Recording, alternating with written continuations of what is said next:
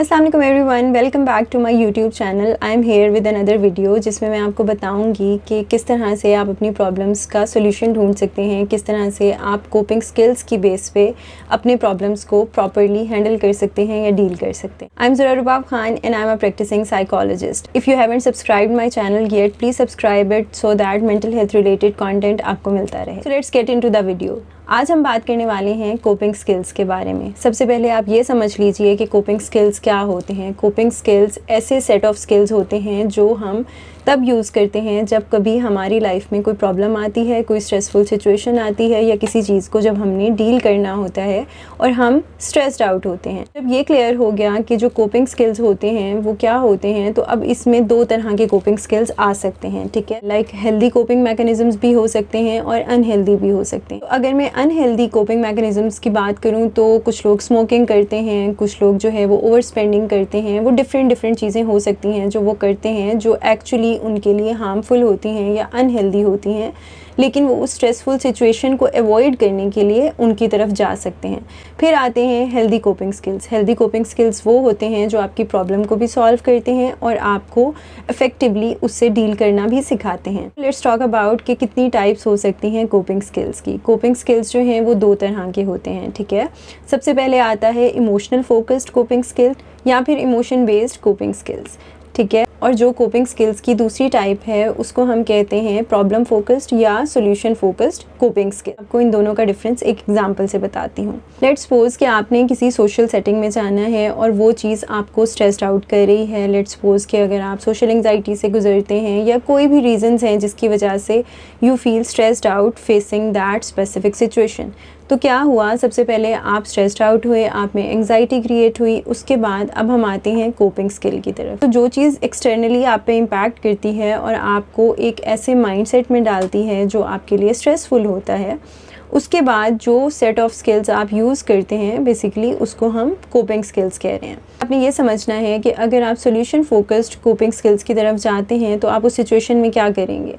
आपका माइंड फ़ौरन से उन अपॉर्चुनिटीज़ या उन ऑप्शंस के बारे में सोचेगा कि आप उसको किस तरह से डील कर सकते हैं, उस सिचुएशन पे किस तरह से ओवरकम कर सकते हैं। कुछ एग्जांपल्स मैं आपको दे सकती हूँ कि आप उस सोशल सिचुएशन में क्या करेंगे। कि हो सकता है कि आप वेल प्रिपेयर्ड होके जाएं या फिर आप साथ में किसी को ले जाएं, लाइक किसी फ्रेंड को ले जाएं या अपने किसी फैमिली मेम्बर को ले जाएं, ठीक है। तो जिसकी वजह से आप उस प्रॉब्लम को फेस करने के लिए उस स्ट्रेस की इंटेंसिटी को लोअर डाउन करें, राइट।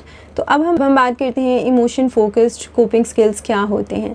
सो बेसिकली जब कोई स्ट्रेस्ड आउट सिचुएशन होती है, आपका जो इमोशनल रिएक्शन आता है बेसिकली कि आप अपने इमोशंस पे फोकस्ड हैं। आप उसका इमोशनली वो चीज़ आपको डिस्टर्ब कर रही है, लाइक आप नर्वसनेस हो रही है या आप जो है बहुत ज़्यादा एंग्जाइटी में जा रहे हैं। लेट्स सपोज कि आपकी कोई प्रेजेंटेशन है या पब्लिक प्लेटफॉर्म पे कुछ प्रेजेंट करना है। लाइक उनका जो डे ऑफ प्रेजेंटेशन होता है वो बहुत ज़्यादा उस दिन नर्वस होते हैं, एंग्जाइटी में होते हैं। समटाइम्स उनकी एंग्जाइटी इस कदर बढ़ जाती है कि उनको फिजिकल सिम्टम्स भी फील होना शुरू हो जाते हैं, उनकी हार्ट बीट तेज़ हो जाती है। एक और एग्जांपल से आप समझ सकते हैं कि जिस दिन एग्ज़ाम डे होता है तो वो जो उस दिन वो पैनिक फील कर रहे होते हैं या फियरफुल स्टेट में होते हैं या बहुत ज़्यादा स्केयर्ड होते हैं, डरे हुए होते हैं, तो वो भी आपका एक इमोशनल रिएक्शन है टुवर्ड्स दैट स्ट्रेसर।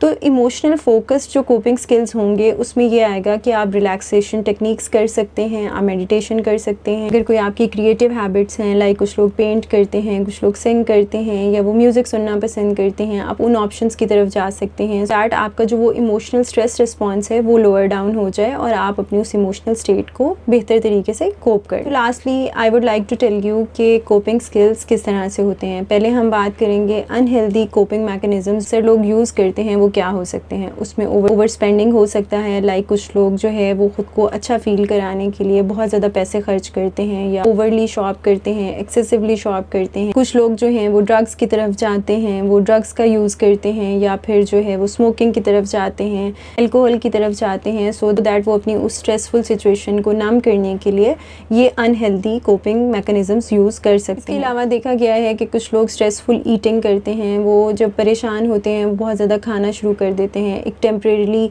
रिलीफ के लिए वो ऐसी चीज़ों की तरफ जाते हैं जो उनको फॉर द टाइम बीइंग बेहतर फील कराती है, लेकिन एक्चुअली वो स्ट्रेसर तो वहीं रहता है, वो तो चेंज नहीं होता अनलेस वो उसको प्रॉपर्ली रिजॉल्व ना करें या प्रॉब्लम फोकस्ड या सोल्यूशन फोकस्ड अप्रोच की तरफ ना जाएं। और चीज़ बहुत कॉमनली देखी गई है कि किसी इंसान की लाइफ में जब कोई स्ट्रेसर आता है तो वो अवॉइडेंस की तरफ जाता है, राइट। अवॉइडेंस क्या होती है कि उस प्रॉब्लम से बचने के लिए आप लोग किसी ऐसी चीज़ की तरफ जाते हैं कि ताकि वो आपको फेस ना करना पड़े। लेट्स सपोज कि कोई इंसान अपनी वर्क प्लेस से खुश नहीं है और वो जॉब ही छोड़ देता है ताकि उस सिचुएशन को फेस ही ना करे और वो दोबारा किसी भी जॉब में जाना नहीं चाहता। Instead of that he is trying to spend more time, वो घर में गुजार रहा है या वो अपने फैमिली के साथ गुजार रहा है, क्योंकि वो उस स्ट्रेसर को टेम्परेरीली अवॉइड कर रहा है और वो उसके कॉन्सिक्वेंसेस पे नहीं सोच रहा कि जॉब छोड़ने के उसकी लाइफ पे क्या इम्पैक्ट हो सकता है, क्या कॉन्सिक्वेंसेस होते हैं।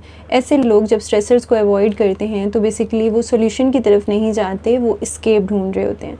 तो एस्केप जो है वो एक अनहेल्दी कोपिंग मैकेनिज़्म होता है जो टेम्परेरीली आपको उस सिचुएशन से बचा लेता है, लेकिन इन द लॉन्ग रन वही चीज़ आपके लिए प्रॉब्लमैटिक बन सकती है। तो अब मैं आपको क्विकली बता देती हूँ कि हेल्दी कोपिंग मैकेनिज़म्स में या स्किल्स में आपके पास कौन से ऑप्शंस हो सकते हैं। आपके पास एक्सरसाइज हो सकती है, योगा हो सकता है, मेडिटेशन हो सकती है, रिलैक्सेशन टेक्निक्स हो सकती हैं, उसमें स्ट्रेस मैनेजमेंट की टेक्निक्स हो सकती हैं, और जो है अगर आप क्रिएटिव हैं तो आपकी क्रिएटिविटी स्किल्स हो सकते हैं कि आप अपना टाइम जो है वो अनवाइंड करने के लिए कितना गुजार रहे हैं और उस स्ट्रेसर से डील करने के लिए अपना साइकोलॉजिकल और इमोशनल रिस्पॉन्स जो है उसको काम डाउन करें। और चीज़ मैं यहाँ पे मेंशन कर दूँ कि जो इमोशन फोकस्ड कोपिंग स्किल्स होते हैं उसमें ये सारे कोपिंग स्किल्स आते हैं जो आपको इमोशनली बेहतर फील कराते हैं, राइट।